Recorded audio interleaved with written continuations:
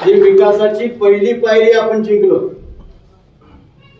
हे जनतेने तुम्ही हातात घेतलेली निवडणूक असल्यामुळं आपल्याला कळालं की येणाऱ्या भविष्य काळामध्ये उद्याची येणारी जी पिढी आहे त्या पिढीला जर आपल्याला मार्गी लावायचं असेल, चांगल्या पद्धतीनं त्यांना हातभार लावायचा असेल तर आपल्याला बदल हवा आहे।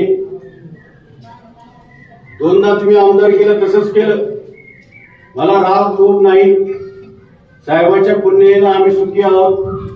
परंतु त्यांनी जे मूठमूठ या मतदारसंघामध्ये या गावामध्ये रोवले, ही पुढे परंपरा चालवायची असेल, ज्यांनी तळ हातातल्या फोडासारखं तुम्हाला जपण्याचं काम केलं तर तेच त्यांच्या विचारानं आम्ही या ठिकाणी आज पुढे जातोय।